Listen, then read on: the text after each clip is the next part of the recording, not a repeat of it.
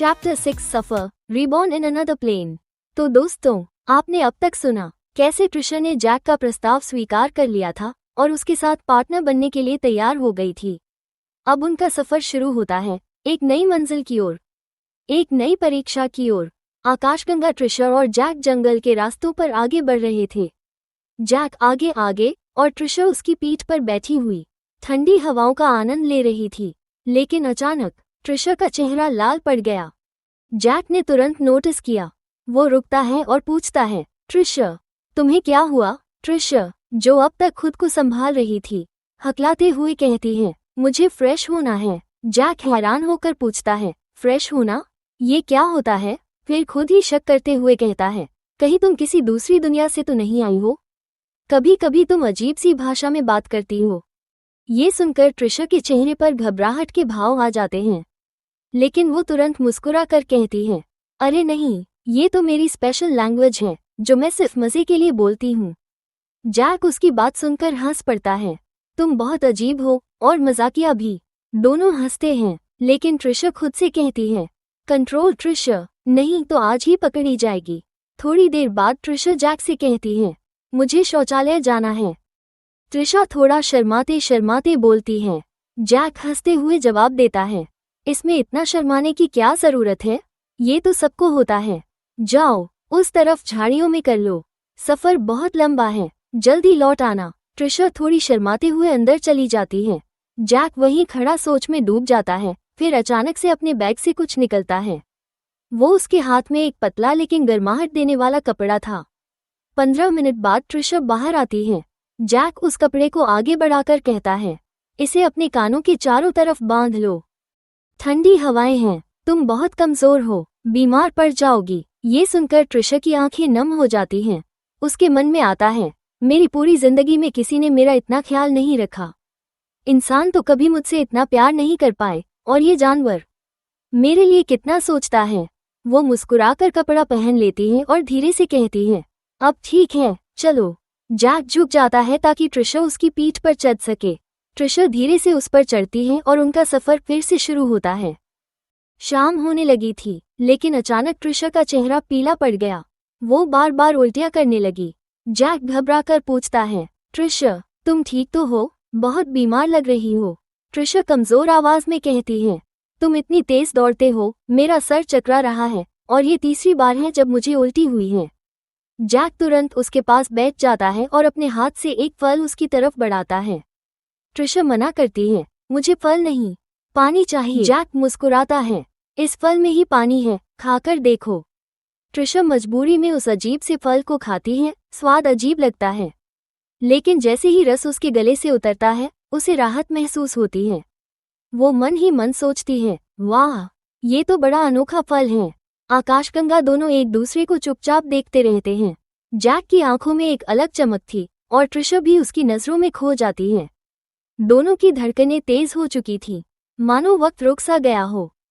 तभी जैक धीमी आवाज में कहता है, मुझे लगता है अब सही समय आ गया है, हमें पार्टनर बन जाना चाहिए। ट्रिशा थोड़ी झिझकते हुए कहती है, ठीक है, लेकिन ये होगा कैसे? जैक मुस्कुराता है, मैं हूं ना, सब बताऊंगा, आओ मेरे साथ। सदाबहार वृक्ष। वो दोनों एक बड़े पेड़ के नीचे खड़े हो जाते हैं। जैक अपने असली रूप, बड़े सफेद भेड़िए में बदल जाता है। वो ट्रिशा का हाथ पकड़कर कहता है, अब अपना हाथ मेरे हाथ में दो। ट्रिशा धीरे से अपना हाथ उसके पंजे पर रख देती है। जैक कुछ रहस्यमयी मंत्र पढ़ता है और अचानक एक तेज चमक आसमान की ओर उठती है। ट्रिशा अपनी आंखें बंद कर लेती है और तभी उसकी गर्दन के पास तेज रोशनी उतरती है। जैक उसकी कमर पकड़कर उसे कसकर अपने करीब लेता है और कहता है, थोड़ा दर्द होगा पर डरो मत। ट्रिशा कुछ समझ पाती इससे पहले जैक उसके गले पर अपने होंठ रख देता है और उसे हल्के से काट लेता है। ट्रिशा की चीख निकल पड़ती है, आउच! लेकिन दर्द के बीच भी वो एक अजीब सी निर्माहट और अपनापन महसूस करती है। 10 मिनट बाद जैक पीछे हटता है। ट्रिशा की गर्दन पर अब भेड़िए का निशान चमक रहा था। जैक कहता है, अब जल्दी से तुम भी मेरी गर्दन पर बाइट करो। ट्रिशा हैरान हो जाती है, क्या? जैक जोर देकर कहता है, टाइम नहीं है, जल्दी करो। ट्रिशा कांपते हुए आगे बढ़ती है और जैक की गर्दन पर हल्का सा काट लेती है। कुछ ही पल में जैक की गर्दन पर भी सुनहरी और सफेद रोशनी से बना एक खूबसूरत चिन्ह उभर आता है। ट्रिशा उस निशान को छूती है और मुस्कुराते हुए मन ही मन कहती है, कितना सुंदर लग रहा है ये। दोस्तों, आखिरकार ट्रिशा और जैक बन चुके हैं एक दूसरे के सच्चे पार्टनर। अब उनका रिश्ता सिर्फ भरोसे का नहीं, बल्कि किस्मत का बंधन बन चुका है। लेकिन सवाल ये है, जब वो जैक के गांव पहुंचेंगे, तो वहां उनका स्वागत कैसा होगा? क्या सब इस रिश्ते को स्वीकार करेंगे या फिर शुरू होगा एक नया संघर्ष? जानने के लिए जुड़े रहिए इस रोमांचक कहानी रीबॉर्न इन अनदर प्लैनेट के साथ। चैप्टर 7 सच्चाई, रीबॉर्न इन अनदर प्लैनेट 1। तो दोस्तों, पिछले एपिसोड में आपने सुना कि कैसे ट्रिशा और जैक अब एक दूसरे के सच्चे पार्टनर बन चुके थे। लेकिन आज की रात उन दोनों के बीच एक नई सच्चाई सामने आने वाली है। ट्रिशा और जैक दोनों पेड़ के नीचे बैठे थे। चारों तरफ हल्की ठंडी हवा बह रही थी। जैक ट्रिशा की आंखों में गहराई से देख रहा था और मुस्कुराकर बोला, सुंदर है ना? ट्रिशा हल्के से हंसते हुए उसकी ओर देखती है और कहती है, हाँ, बहुत सुंदर है। उस पल ट्रिशा को एहसास हुआ कि वो और जैक कितने पास बैठे हैं। दोनों की सांसें एक दूसरे से टकरा रही थी। वो पल मानो रुक गया था। जैक धीरे से फुसफुसाया, ट्रिशा, मैं तुम्हें किस करना चाहता हूँ। तुम इस दुनिया की सबसे सुंदर लड़की हो। ऐसी लड़की मैंने आज तक नहीं देखी। ऐसा लगता है कि तुम किसी और ही दुनिया से आए हो। ये सुनकर ट्रिशा का दिल तेजी से धड़कने लगा। उसे समझ नहीं आया, ये डर था या कोई अजीब सी खिंचाव। लेकिन उसने जैक की आंखों में देखते हुए धीरे से कहा, तो फिर किस बात का इंतजार है? कर लो। जैक आगे झुका और उसके होठों को अपने होठों से छू लिया। दोनों एक गहरी पैशनेट किस में खो गए। जैक तो जैसे पागल हो गया था। वो पागलों की तरह ट्रिशा को होठों को किस करने लगा और उसके होठों को ऊपर और कभी नीचे अपने होठों से लिक करने लगा। ट्रिशा की सांसें तेज हो गई और कुछ देर बाद वो हल्की सी पीछे हट गई। जैक भी पीछे हटते हुए गहरी सांस लेने लगा और बोला, ट्रिशा, तुम्हें किस करना ऐसा है जैसे मैं पागल हो जाऊं। मैं तुम्हारे पीछे पूरी तरह पागल हूं। वो नीचे बैठ गया और खुद को संभालने लगा। ट्रिशा उसके हालात देखकर चुप रही। उसका चेहरा शर्म से लाल था। हंसी अचानक थोड़ी देर चुप्पी के बाद ट्रिशा ने जैक की ओर देखा और बोली, जैक, पता नहीं तुम मेरी बातों की गहराई को समझ पाओगे या नहीं, लेकिन मैं इतना कह सकती हूँ कि मेरी जिंदगी में सबसे खूबसूरत प्यार तुम हो। तुम ही हो जिसने मेरी इतनी परवाह की है। मुझे नहीं पता क्यों, लेकिन थोड़े ही समय में मुझे तुमसे इतना गहरा कनेक्शन महसूस होने लगा है। लेकिन मैं एक राज छुपा रही हूँ, एक ऐसा राज जो शायद हमें अलग भी कर दे। जैक तुरंत खड़ा हो गया और ट्रिशा के हाथ पकड़कर बोला, ट्रिशा, चाहे कुछ भी हो, मैं हर हाल में तुम्हारा साथ दूंगा। तुम बस कहकर तो देखो। जैक की आंखों में सच्चाई और गहराई थी। ट्रिशा की धड़कन और तेज हो गई। उसने धीरे से जैक को पेड़ के नीचे बैठाया, उसका हाथ पकड़ा और बोली, जैक, मैं इस दुनिया की नहीं हूँ, मैं किसी और ग्रह से आई हूँ। ट्रिशा ने अपनी आंखें बंद कर लीं। कुछ पल चुप्पी रही। उसे लगा जैक नाराज होगा या डर जाएगा, लेकिन जब उसने धीरे धीरे आंखें खोली तो देखा जैक उसी शांति से उसकी ओर देख रहा था। ट्रिशा घबराकर बोली, तुम्हें कोई हैरानी नहीं हुई? जैक मुस्कुराया और बोला, तारांकन, नहीं, मुझे पहले से ही एहसास था। जब मैंने तुम्हें पहली बार देखा, तुम्हारे कपड़े अलग थे, तुम्हारा व्यवहार अलग था, तुम्हारी त्वचा इतनी मुलायम और गोरी थी जो इस दुनिया की किसी लड़की की नहीं हो सकती। सबसे बड़ी बात, तुम्हारा दिल बहुत साफ है। इसीलिए पहली नज़र में ही मैं तुम पर मोहित हो गया था। और ट्रिशा, मुझे कोई फर्क नहीं पड़ता तुम किस दुनिया से आए हो, मेरे लिए इतना काफी है कि तुम मेरी पार्टनर हो, और अब मैं हमेशा तुम्हारे साथ रहूंगा। ये सुनते ही ट्रिशा की आंखों से आंसू बह निकले। उसने जैक को कसकर गले लगा लिया और रोते हुए कहा, जैक, तुम बहुत अच्छे हो। मेरी दुनिया में इंसान सिर्फ मतलबी होते हैं, लेकिन तुम उनसे कहीं बेहतर हो। मैं भी वादा करती हूँ, हमेशा तुम्हारे साथ रहूंगी। जैक ने उसके आंसू पोंछे और मुस्कुराकर कहा, बस करो ट्रिशा, तुम्हारी आंखों में आंसू अच्छे नहीं लगते। आकाशगंगा धीरे धीरे रात होने लगी। जैक ने ट्रिशा से कहा, अब आराम करो, मैं तुम्हारे लिए जगह तैयार करता हूँ। उसने पत्तियों को इकट्ठा करके जमीन पर बिछा दिया। ट्रिशा फल खा रही थी और जैक को देख रही थी। जैक ने पूछा, खाना खत्म किया? ट्रिशा मुस्कुराई, हाँ, हो गया। जैक ने उसका हाथ पकड़ा और उसे पत्तों पर लेटाया। फिर अपने असली रूप में आ गया, एक बड़ा सफेद भेड़िया। वो ट्रिशा को हल्के से घेर कर लेट गया ताकि उसे गर्मी और सुरक्षा दोनों मिले। ट्रिशा उस गहरी गर्माहट को महसूस कर रही थी। धीरे धीरे उसकी आंखें बंद हो गईं और उसने धीमी आवाज में कहा, गुड नाइट जैक।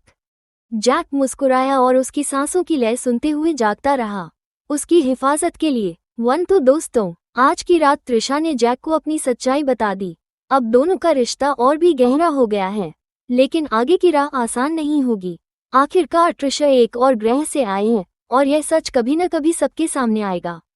उस दिन क्या होगा, जानने के लिए जुड़े रहिए इस जादुई सफर रीबॉर्न इन अनदर प्लैनेट के साथ।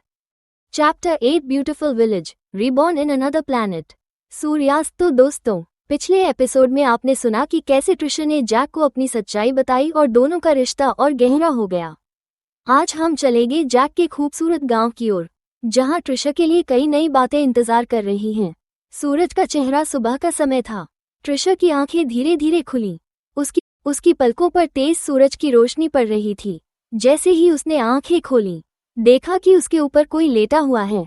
वो हल्के से हाथ बढ़ाकर छूती है, बेहद नर्म एहसास। ट्रिशा मुस्कुराते हुए फुसफुसाती है, जैक, क्या तुम हो? तभी सफेद चमक धीरे धीरे मिटने लगती है और जैक इंसानी रूप में खड़ा हो जाता है। वो मुस्कुराकर कहता है, हाँ ट्रिशा, मैं ही हूँ। क्या तुम्हारी नींद खुल गई? ट्रिशा आंखें मलते हुए जवाब देती है, हाँ, अब ठीक है, चलो सफर शुरू करें। जैक सिर हिलाकर कहता है, हम बहुत पास आ चुके हैं, बस थोड़ी ही देर और फिर ट्रिशा जैक की पीठ पर बैठ जाती है। दोनों का सफर शुरू हो जाता है। घर करीब 2 घंटे की यात्रा के बाद आखिरकार वे पहुंचते हैं जैक के गांव। गांव में कदम रखते ही ट्रिशा को हर तरफ से घूरती निगाहें महसूस होती हैं। सभी जानवर जैसे एक दूसरे से पूछ रहे हों, ये लड़की कौन है? क्या ये सच में जैक की पार्टनर है? गांव की लड़कियां, जो ज्यादातर सांवली और खुरदुरी त्वचा वाली थी, ट्रिशा को देखकर जलन से भर उठी। वे आपस में कानाफूसी करने लगी। जैक तो किसी लड़की की तरफ देखता भी नहीं था, फिर ये इतनी सुंदर लड़की इसे कैसे मिल गई? जैक अपने गांव की एक बड़ी सी मजबूत कुटिया के सामने रुकता है। ट्रिशा उतरकर चारों ओर देखती है और कहती है, तो ये तुम्हारा घर है? जैक मुस्कुराता है, हाँ, यही है मेरा घर, अब तुम्हारा भी। ट्रिशा कुटिया में कदम रखती है और कहती है, जगह तो बहुत बड़ी और मजबूत है, पर सफाई की कमी है। जैक हंसते हुए जवाब देता है, हाँ, मैं सफाई में थोड़ा लापरवाह हूँ। ट्रिशा मुस्कुराती है, कोई बात नहीं, मैं तुम्हें सिखा दूंगी। ट्रिशा गांव में घूमते हुए एक अजीब बात नोटिस करती है। वो देखती है कि लड़कियों की ताकत लड़कों से कहीं ज्यादा है। कुछ तो लड़कों को तंग भी कर रही थी। वो हैरान होकर पूछती है, जैक, यहाँ पर लड़कियां इतनी शक्तिशाली क्यों हैं? जैक गंभीर स्वर में समझाता है, तारांकन, हमारी दुनिया में औरतों को देवी माना जाता है, क्योंकि वही आने वाली पीढ़ी को जन्म देती हैं, इसलिए उनका सम्मान और पूजा होती है। लेकिन यहाँ एक और बात है, लड़कियों की संख्या बहुत कम है और लड़कों की अधिक। इसी वजह से कुछ लड़कियों के कई साथी भी होते हैं। ट्रिशा चौंक जाती है, मतलब एक लड़की के कई साथी हो सकते हैं? जैक सिर झुकाकर कहता है, हाँ, जैसे मेरे पिता के 5 साथी थे, लेकिन मेरी तो बस एक ही है, और वो तुम हो ट्रिशा। ये सुनकर ट्रिशा का चेहरा लाल हो जाता है। उसकी धड़कनें तेज हो जाती हैं, लेकिन तभी जैक को एहसास होता है कि ट्रिशा का हाथ बहुत गर्म है। वो चिंतित होकर कहता है, ट्रिशा, तुम्हारी तबीयत ठीक नहीं लग रही, मुझे तुम्हें तुरंत वेद गुरु के पास ले जाना होगा। ट्रिशा भी कमजोरी महसूस करती है और सिर हिलाकर कहती है, ठीक है, चलो। चेरी ब्लॉसम गांव का रास्ता बेहद सुंदर था। ट्रिशा ने ऐसे फूल देखे जो उसने अपनी दुनिया में कभी नहीं देखे थे। कुछ फूल तो वही थे जो उसके ग्रह पर भी होते थे, लेकिन यहाँ उनकी खुशबू कई गुना तेज थी। वो मन ही मन सोचती है, यहाँ की हवा कितनी साफ है, शायद इसलिए फूलों की खुशबू इतनी जादुई है। काफी चलने के बाद दोनों एक बड़ी गुफा जैसे घर के सामने पहुंचते हैं। जैक पुकारता है, वैद्य जी। थोड़ी देर बाद एक बुजुर्ग वैद्य बाहर आते हैं। वे ट्रिशा को ध्यान से देखते हैं। ट्रिशा तुरंत जैक के पीछे छिप जाती है। वैद्य जी मुस्कुराते हैं और कहते हैं, इतनी डर क्यों रही हो बेटी, मैं तुम्हें खा थोड़ी जाऊंगा। जैक भी हंस पड़ता है, ये थोड़ी शर्मीली है। वैद्य जी गंभीर होकर त्रिशा के हाथ पकड़कर उसकी नाड़ी देखते हैं, फिर जड़ी बूटियां लेकर सिलबट्टे पर पीसते हैं। त्रिशा हैरान होकर सोचती है, ये तो वही मसाले हैं जो हमारे ग्रह पर भी थे, लहसुन, हल्दी, इलायची, पर कुछ ऐसी भी हैं जिन्हें मैंने कभी नहीं देखा। कितनी अजीब और अद्भुत है ये दुनिया। थोड़ी देर बाद वैद्य जी एक पोटली जैक को देते हैं और कहते हैं, इसे दिन में 3 बार त्रिशा के पेट पर लगाना। 2-3 दिन में ये पूरी तरह ठीक हो जाएगी। जैक आभार व्यक्त करता है और चमकते पत्थरों से उनकी फीस चुकाता है। फिर त्रिशा को लेकर बाहर निकल जाता है। लौटते समय त्रिशा अचानक पूछती है, जैक, वो जड़ी बूटियां क्या मुझे भी मिल सकती हैं? जैक हैरानी से पूछता है, तुम्हें क्यों चाहिए? क्या तुम भी वैद्य बनना चाहती हो? त्रिशा हंसकर कहती है, नहीं, बस कुछ काम है, जब तुम लाओगे तब बताऊंगी। जैक सिर हिलाकर मान जाता है। ठीक है। शाम तक दोनों गुफा में लौट आते हैं। जैक पोटली खोलता है और त्रिशा को लेटाकर दवा उसके पेट पर लगाता है। वो बहुत ही कोमलता से मालिश करता है। त्रिशा आराम से आंखें बंद कर लेती है। आधा घंटा बीत जाता है। त्रिशा हंसकर कहती है, अब बस करो जैक, तुम्हारे हाथ थक गए होंगे। जैक हल्के से मुस्कुराता है, तुम्हारी देखभाल करते करते मैं कभी नहीं थक सकता। तभी त्रिशा के पेट से आवाज आती है। वो हंसकर कहती है, जैक, मुझे भूख लगी है, लेकिन इस बार फ्रूट मत लाना, मैं बोर हो गई हूँ। जैक पूछता है, तो फिर क्या चाहोगी? त्रिशा शर्माते हुए कहती है, मेरे लिए अंडे ले आना, लेकिन छोटे ही लाना। ठीक है, जैक मुस्कुराकर जवाब देता है। ठीक है, आज रात तुम्हारे लिए अंडे लाऊंगा। अब आराम करो, मैं जाता हूँ। जैक बाहर निकल जाता है। त्रिशा वहीं लेटी हुई मन ही मन सोचती है, इस दुनिया में सब कुछ नया है, लेकिन जैक के साथ मुझे सब अच्छा लगता है। तो दोस्तों, आज आपने देखा कि कैसे त्रिशा पहली बार पहुंची जैक के सुंदर गांव में, नई बातें सीखी, वैद्य से मिली और जैक की देखभाल का अनोखा एहसास पाया। लेकिन त्रिशा के लिए आगे इस गांव में कौन कौन सी मुश्किलें खड़ी होंगी और वो अपने असली राज को कितनी देर तक छुपा पाएगी? जानने के लिए जुड़े रहिए इस फैंटेसी कहानी रीबॉर्न इन अनदर प्लैनेट के साथ। चैप्टर 9, घमंडी लड़की, reborn in another planet, Hindi audio story 1। दोस्तों, पिछले एपिसोड में आपने सुना कि कैसे त्रिशा और जैक पहली बार गांव पहुंचे, वैद्य से इलाज कराया और फिर त्रिशा ने जैक के लिए अपने हाथों से पहली बार खाना बनाया। लेकिन आज की कहानी और भी मजेदार और थोड़ी टकराव से भरी होने वाली है। रात का समय था। त्रिशा पिछली रात लगभग 3-4 घंटे तक गहरी नींद में सोई। उसके पेट पर वैद्य जी की दी हुई दवा लगाई गई थी और उसे बेहद आराम मिल रहा था। तभी उसे हल्के हल्के कदमों की आहट सुनाई दी। उसने आंखें खोली और देखा कि उसके सामने एक सफेद भेड़िया, व्हाइट वुल्फ, खड़ा है। भेड़िया धीरे धीरे पास आता है और त्रिशा के चेहरे को अपनी जीभ से चाटने लगता है। त्रिशा खिलखिलाकर हंस पड़ती है। जैक, बस करो, गुदगुदी हो रही है। कुछ देर मस्ती करने के बाद जैक इंसानी रूप ले लेता है। त्रिशा मुस्कुराकर पूछती है, तो क्या अंडे लेकर आए? जैक जवाब देता है, हाँ बिल्कुल, वो घर के पीछे रखे हैं। जड़ी बूटी त्रिशा उसके साथ पीछे के हिस्से में जाती है और चौंक जाती है। वहाँ एक बड़ा सा इलाका था, पत्थरों के ढेर, पानी से भरा गड्ढा और चारों ओर फैली हरियाली। पानी इतना साफ था कि उसमें आसमान की परछाई दिख रही थी। त्रिशा कहती है, वाह, कितनी प्यारी जगह है, यही मैं एक छोटा सा गार्डन और किचन बनाऊंगी। वो अंडों की तरफ जाती है। अंडे बिल्कुल ठीक साइज के थे, न ज्यादा बड़े न छोटे। त्रिशा खुश होकर जैक से कहती है, एक पत्थर का बड़ा बर्तन पानी से भर लाओ और साथ में कुछ लकड़ियां भी। जैक मान जाता है और जल्दी ही सब ले आता है। त्रिशा छोटे छोटे आयताकार पत्थरों को चुनकर चूल्हे का आकार बनाती है। फिर सूखे पत्ते और लकड़ियां उसमें रखती है। 2 पत्थरों को आपस में जोर से रगड़ते हुए वो चिंगारी निकालती है। कुछ मिनट बाद आग जल उठती है। जैक आश्चर्य से देखता रह जाता है। त्रिशा, तुम आग पैदा करना जानती हो? मैंने पहली बार किसी को ऐसा करते देखा। हमारे यहाँ तो ज्यादातर जानवर कच्चा ही मांस खाते हैं। त्रिशा हंसकर कहती है, हाँ, हमारी दुनिया में तो हर चीज पकाकर खाई जाती है, और आज मैं तुम्हें असली स्वाद चखाऊंगी। जैक उत्सुक हो जाता है। त्रिशा बर्तन में पानी उबालती है और उसमें अंडे डाल देती है। कुछ देर में पानी उबलने लगता है। सफेद झाग ऊपर आने लगता है। त्रिशा धैर्य से इंतजार करती है। फिर मिट्टी डालकर आग बुझाती हैं और सावधानी से अंडों को निकालकर ठंडे पानी से धोती हैं। वो हंसते हुए कहती हैं, अब देखना जैक, तुम्हारे लिए मैं इन्हें छीलती हूँ। लेकिन जैक भी सीखने लगता है। उसकी तेज स्पीड देखकर ट्रिशा हैरान रह जाती है। वो 5 मिनट में 20 अंडे छील देता है। ट्रिशा मुस्कुराकर एक अंडा उसके मुंह के पास ले जाती है। लो, खाकर बताओ कैसा है। जैक धीरे से अंडा खाता है और तुरंत कहता है, बहुत स्वादिष्ट ट्रिशा, मैंने ऐसा स्वाद कभी नहीं चखा। ट्रिशा का चेहरा खुशी से खिल उठता है। दोनों वहीं बैठकर रात का खाना खाते हैं। आकाशगंगा ट्रिशा ऊपर आसमान की तरफ देखती है। जैक, आज मैं बाहर ही सोना चाहती हूँ। तारों भरा आसमान कितना सुंदर है। जैक हाँ में सिर हिलाता है। वो अंदर से लंबी सी पट्टी लाता है, जमीन पर बिछाकर उसे गद्देदार बना देता है।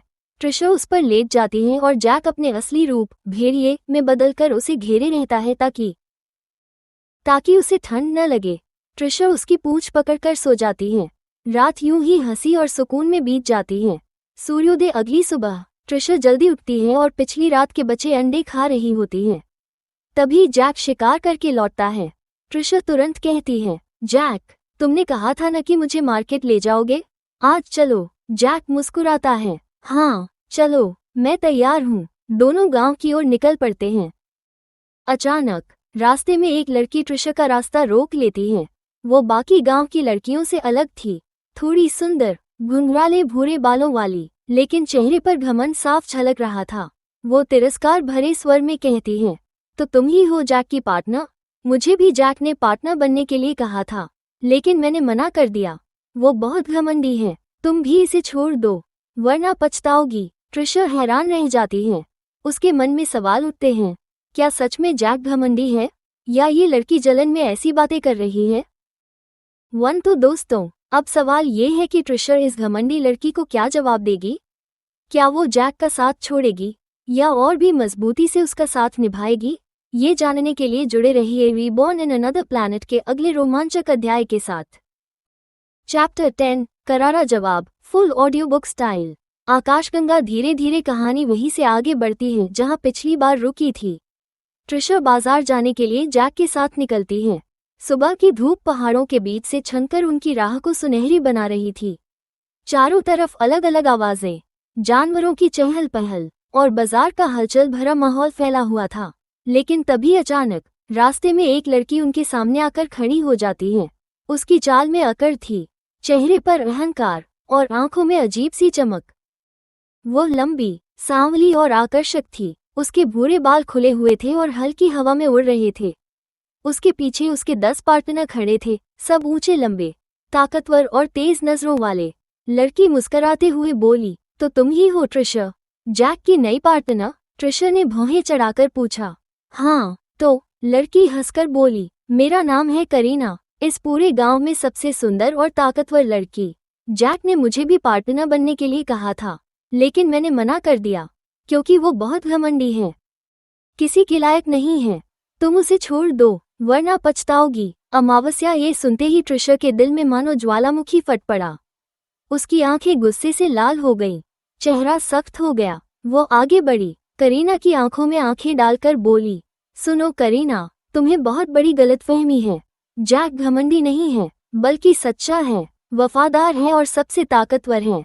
वो मेरे साथ हर वक्त खड़ा रहता है, मुझे कभी अकेला नहीं छोड़ता। और जहां तक हैंडसम और स्ट्रॉन्ग होने की बात है, तो पूरे गांव का सबसे अच्छा पार्टनर मेरे पास है। तुम्हारे पीछे जो 10 खड़े हैं ना, जैक अकेला ही उन सब पर भारी है। ये सुनकर करीना के 10 पार्टनर चौंक गए। उन्होंने पहली बार देखा कि कोई लड़की अपने पार्टनर के लिए इतनी सच्चाई और हिम्मत से खड़ी हो रही थी। उनके चेहरे झुक गए और वे एक दूसरे की तरफ देखने लगे। करीना का चेहरा गुस्से से तमतमा गया। उसने अपने पैरों से जमीन पर जोर मारा और गरजी, तुम होती कौन हो मुझे जवाब देने वाली? ट्रिशा, अगर तुमने अगली बार मेरे रास्ते में कदम रखा तो मैं तुम्हारी जिंदगी नरक बना दूंगी। ट्रिशा ने बिना डरे अपनी उंगली उसकी तरफ उठाई और ठंडी आवाज में बोली, और अगर अगली बार मेरे पार्टनर के बारे में एक भी बुरा शब्द कहा तो मैं तुम्हें छोड़ूंगी नहीं। याद रखना करीना, तुमने गलत लड़की से पंगा लिया है। चारों तरफ सन्नाटा छा गया। बाजार में खड़े लोग और जानवर तक इस टकराव को देख रहे थे। जैक, जो अब तक चुप था, ट्रिशा को देख रहा था। उसकी आंखों में गर्व था, दिल तेजी से धड़क रहा था। उसे एहसास हुआ कि ट्रिशा सिर्फ उसकी पार्टनर नहीं, बल्कि उसकी ढाल है। करीना गुस्से से कांप रही थी। उसने अपने 10 पार्टनर्स की तरफ देखा और चिल्लाई, तुम सब मेरी तरफ क्यों देख रहे हो? चलो मेरे साथ। उसके पार्टनर्स डरते डरते उसका पीछा करने लगे, लेकिन जाते जाते उनकी आंखों में ट्रिशा के लिए सम्मान की चमक थी। करीना के जाने के बाद ट्रिशा ने जैक का हाथ पकड़ा और मुस्कुराते हुए आगे बढ़ गई। जैक ने धीरे से कहा, ट्रिशा, तुमने मेरे लिए इतना सब कह दिया। मैं सच में। ट्रिशा ने बीच में ही उसकी बात काटी और बोली, बस जैक, मुझे पता है तुम कैसे हो। मुझे किसी और की बातों से फर्क नहीं पड़ता। जैक की आंखें चमक उठी। वो पहली बार महसूस कर रहा था कि कोई उसे पूरी तरह समझता है। बाजार में चारों तरफ हलचल थी। किसी जगह मसाले बिक रहे थे, कहीं रंग बिरंगे कपड़े, तो कहीं जड़ी बूटियां। ट्रिशा ने हर दुकान को ध्यान से देखा। वो एक दुकान पर रुकी और बोली, जैक, मुझे ये सब चाहिए। उसने लाल मिर्च, हल्दी, अदरक, लहसुन, प्याज और नमक उठाया। जैक चुपचाप उसकी हर चीज का भुगतान करता गया। फिर अचानक ट्रिशा के कानों में पास खड़े 2 जानवरों की बातें पड़ी। सुना तुमने, आजकल नागों का हमला बहुत बढ़ गया है। हाँ, और किंग नाग का लेवल 10 है, इतिहास का सबसे ऊंचा लेवल। ट्रिशा चौंकी और जैक से पूछ बैठी, ये लेवल क्या होता है? जैक ने समझाया, हर जानवर की ताकत का एक लेवल होता है। मैं लेवल 4 पर हूँ और ये बहुत ऊंचा माना जाता है। लेकिन नाग, वो इस दुनिया के सबसे खतरनाक जीव हैं। वे औरतों के साथ बहुत बुरा व्यवहार करते हैं। उनसे हमेशा दूर रहना। ट्रिशा के दिल में हल्की सी सिहरन दौड़ गई। ट्रिशा ने जैक की तरफ देखा और बोली, जैक, मुझे कुछ पतली लकड़ियों की जरूरत है। तुम मुझे किसी पतले पेड़ के पास ले चलो। जैक बिना सवाल किए उसे पास ही खड़े एक पतले पेड़ के पास ले गया। पेड़ लंबा था, उसकी शाखाएं सीधी और मजबूत थीं। ट्रिशा ने इशारा करते हुए कहा, जैक, इसे यहाँ से काट दो और ध्यान रखना कि लकड़ियां पतली पतली हों। जैक ने अपने तेज पंजों से पेड़ को टुकड़ों में काटना शुरू किया। कुछ ही मिनटों में उसने कई सीधी सादी पतली लकड़ियां काटकर ट्रिशा के सामने रख दी। दौरान ट्रिशा की नज़र अचानक बगल में खड़े एक बड़े पेड़ पर पड़ी। वो किसी बरगद जैसा विशाल था। उसकी लंबी लंबी लटकती जटाएं नीचे तक झूल रही थीं। ट्रिशा ने उत्साह से कहा, जैक, इन लताओं को तोड़ने में मेरी मदद करो। जैक ने झटपट अपनी ताकत से लताओं को खींचा और जमीन पर गिरा दिया। ट्रिशा ने उन लताओं को इकट्ठा किया और मुस्कुराते हुए बोली, बस यही तो चाहिए था। जैक ने जिज्ञासा से पूछा, ट्रिशा, तुम इन लकड़ियों और बेलों का क्या करोगी? ट्रिशा ने हंसते हुए जवाब दिया, तुम बस देखते जाओ। वो लकड़ियों को बराबर बराबर टुकड़ों में काटने लगी। जैक उसकी मदद करता और धीरे धीरे लकड़ियां एक जैसी लंबाई में इकट्ठा हो गईं। ट्रिशा ने कहा, जैक, अब तुम थोड़ी देर आराम करो, यहाँ से मैं सब संभाल लूंगी। ट्रिशा कुछ देर बाद जैक से कहती है, अच्छा चलो अब हम घर चलते हैं, बाकी काम में घर पर कर लूंगी। जैक अपनी सर को हाँ पर हिलता और दोनों जन घर की ओर बढ़ जाते हैं। घर पहुंचने के बाद ट्रिशा जैक को कहती है, मैं यहाँ पर सब संभाल लूंगी, तुम जो मांस लेकर आओ आज रात को मैं तुम्हारे लिए बनाऊंगी। जैक हैरान हो जाता है और कहता है, तुम तो मांस नहीं खाती ना? ट्रिशा रहती है, खाती हूँ, बस पका हुआ हो, अब तुम जाओ ना। ट्रिशा ने लकड़ियों को जमीन पर सीधा सीधा सजाना शुरू किया, फिर उन पर लताओं को लपेटकर एक दूसरे से बांध दिया। वो बड़ी सावधानी से गांठें कसती जा रही थी ताकि लकड़ियां ढीली न हो। थोड़ी ही देर में लकड़ियों का एक मजबूत आयताकार फ्रेम बन गया। उसने ऊपर और नीचे मोटी शाखाएं लगाकर दरवाजे को और मजबूत कर दिया। अब ये दरवाज़ा बिल्कुल पुराने जमाने के लकड़ी के दरवाजों जैसा लग रहा था। ट्रिशा उसे लकड़ी ढांचे को एंट्री गेट पर लगा देती है और पीछे हट जाती है और खुद से कहती है, अब हुआ ना परफेक्ट, नहीं तो मुझे कितना ज़्यादा अनकंफर्टेबल लगता था यहाँ रहने पर कि इस घर पर डोर ही नहीं है, कुछ अच्छा लगेगा। दरवाज़ा लगने के बाद ट्रिशा ने गुफा की सफाई शुरू की। उसने एक बड़ी टहनी को झाड़ू जैसा बनाया और कोनों में जमा धूल, सूखे पत्ते और पत्थरों के टुकड़े बाहर निकाल दिए। धीरे धीरे गुफा साफ सुथरी और खुली खुली लगने लगी। पर्दे और सजावट। अब ट्रिशा ने बची हुई बेलों और बड़े पत्तों का इस्तेमाल किया। उसने बेलों से धागे जैसा बनाया और उन पर चौड़े पत्तों को पिरो दिया। फिर उन्हें गुफा के अंदर दरवाजे और छोटे छोटे खांचों पर टांग दिया। अब गुफा के अंदर हरे हरे पर्दे लटक रहे थे, जो हवा के झोंकों से धीरे धीरे हिल रहे थे। अंदर का माहौल एकदम नया लग रहा था। न कोई अंधेरा, न कोई गंदगी, बल्कि गुफा अब एक असली घर की तरह लग रही थी, जो हवा के झोंकों से धीरे धीरे हिल रहे थे। अंदर का माहौल एकदम नया लग रहा था। न कोई अंधेरा, न कोई गंदगी, बल्कि गुफा अब एक असली घर की तरह लग रही थी। ट्रिशा मुस्कुराई और बोली, और इस तरह ट्रिशा ने सिर्फ लकड़ियों, लताओं और पत्तों की मदद से गुफा को एक असली घर का रूप दे दिया। कुछ देर बाद जैक एक हिरन जैसे जानवर का मांस लेकर लौटा। ट्रिशा ने बड़ी मेहनत से मसाले पीसे, तेल गरम किया और मांस पकाना शुरू किया। जैसे जैसे मसालों की खुशबू गुफा में फैलती गई, जैक मंत्रमुग्ध होकर ट्रिशा को देखता रहा। काफी देर बाद खाना तैयार हुआ। जैक ने पहला निवाला खाया, आंखें बंद की और मुस्कुराया। ट्रिशा, ये तो जादू है, ऐसा स्वाद मैंने कभी नहीं चखा। ट्रिशा हल्का हंस दी। अब समझे क्यों मैं कच्चा मांस नहीं खाती?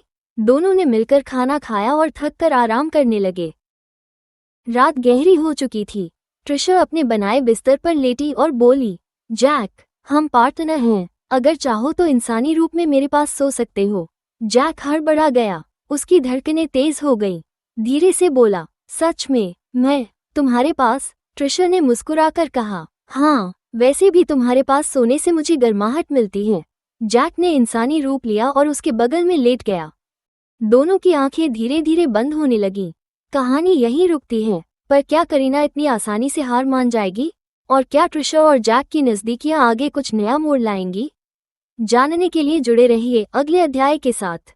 Ribbon in another planet. Hello दोस्तों, फोल्डेड हैंड्स। मुझे पूरा यकीन है कि आपको ये चैप्टर बहुत ही पसंद आया होगा, और मुझे ये देखकर बहुत खुशी होती है कि आप reborn in another planet story को इतना प्यार दे रहे हो। आपका सपोर्ट है मेरी असली ताकत है दोस्तों, इसलिए आपसे छोटी सी रिक्वेस्ट है, चैनल को लाइक करिए, सब्सक्राइब करना न भूलिए और अपने दोस्तों के साथ भी शेयर कीजिए ताकि और लोग भी इस कहानी का हिस्सा बन सके। तो मिलते हैं दोस्तों नेक्स्ट चैप्टर में, जो बहुत ही जल्दी आने वाला है। तब तक के लिए धन्यवाद मेरे प्यारे लिसनर्स और मेरे क्यूट दोस्तों। जुड़े रहिए इस कहानी के साथ, क्योंकि ये सफर अभी सिर्फ शुरू हुआ है। रॉकेट।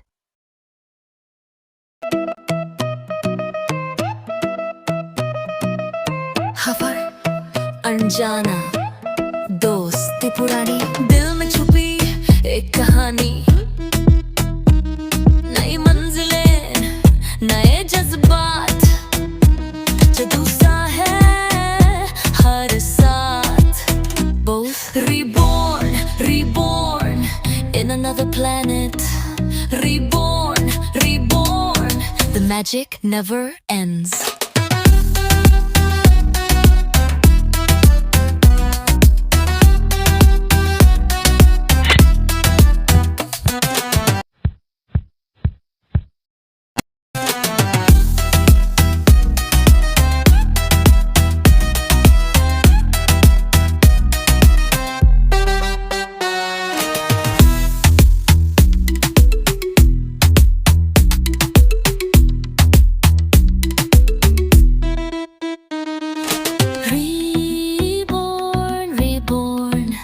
Another planet.